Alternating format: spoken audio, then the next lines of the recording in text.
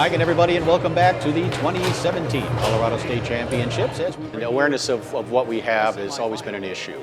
There is a complete subculture of foosball players all around the world, but here in Colorado alone, probably 500 to 1,000 people would consider themselves foosers. It's part of their everyday life, whether it's playing tournaments or whether it's communicating via social media with other foosball players.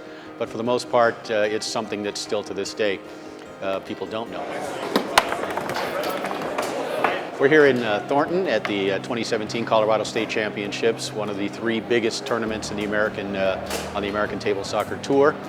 350 to 400 players here competing in all divisions from all over the country. In fact, there are players here from Germany, Kuwait, Costa Rica. It's truly not only a national but an international event.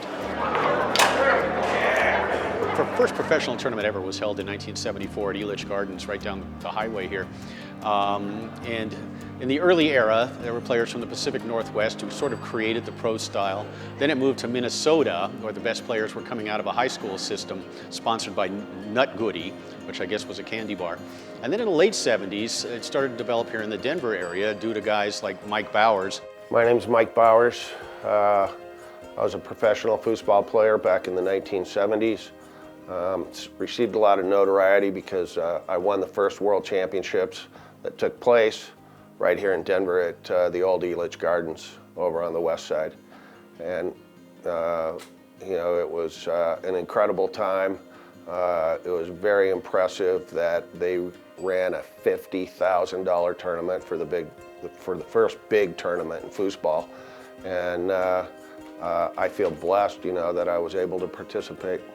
I dropped out of college to play foosball. And at the very beginning, that didn't go over too good. But as time went by, my dad was a rocket engineer from Martin Marietta. And I remember at one point in time, you know, when I won that world championship, he calls my mom and he goes, "Now what the hell did the kid do?" You know, he goes, "I got guys coming up to me out at work. They've seen him on TV, they've seen him in the newspapers, and they're congratulating me." And he goes, "I might have been a little too hard on him when he quit college." So, and he was the one who always told me that the car in the driveway, the house, the chicken in the pot on the stove, that's not your American dream. That's our American dream. You have something else. A lot of legends came out of Colorado, so yeah, this is the Mecca. Traveled from Albany, New York. Come on, grind, Sam. He started when he was 6, and he started competitively playing when he was 7. He's one of the better kids, but there's quite a few of them out there. Yeah, buddy, come on. We've come so far technologically, where the kids these days are on the iPads, they're playing the video games, they're spending hours on the computer. This is a real game. This is a game where they have handles, there's a real ball. It's very real. Everyone in that foosball ballroom, early in their foosball career, got foosball fever, where you just couldn't wait to play the next day because you were learning and moving forward at such a rate. And for the kids, it is a healthy way to really stay away to some degree from the screen time and experience something real, you know, and it's the kids have so much fun playing the game, and while also learning how to compete under pressure, perform, you know, in big situations. Come on, buddy.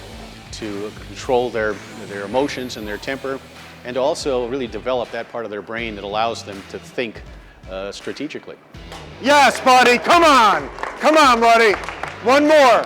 It isn't, as most people think, a bar game where you're spinning the rods. It's about ball control. It's about putting that ball where you want it. It's been called a high-speed chess game because it's such a thinking man's game. Well, just here this weekend, we've got Tony Sprademan, the best player in the world, a guy who hasn't lost a singles tournament on Tornado in 2 years, almost to the day. You have Todd Lafredo, who has won 40 world championships. You've got Robert Mares, a Hall of Famer. You have Adrian Zamora out of the Bay Area in San Francisco, a Hall of Fame player.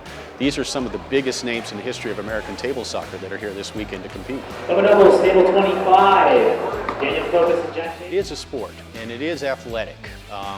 But it's also confined. You're standing 2 or 3 feet away from your opponent.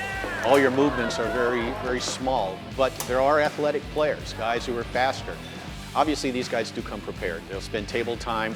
They're going to have game plans coming into the event. They're going to have game plans coming into individual games. They're coming into these events mentally prepared, and most of them spend, especially Robert Mars, will spend 3 or 4 hours a day on a table, just practicing the various skills in order to come into this tournament prepared. Come on, Sam. One more, buddy. Grind it, buddy. Steal it. Take your time, bro. Grind it.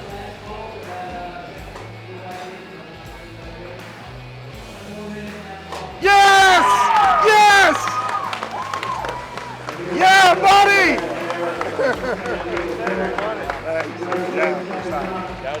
Yes, buddy!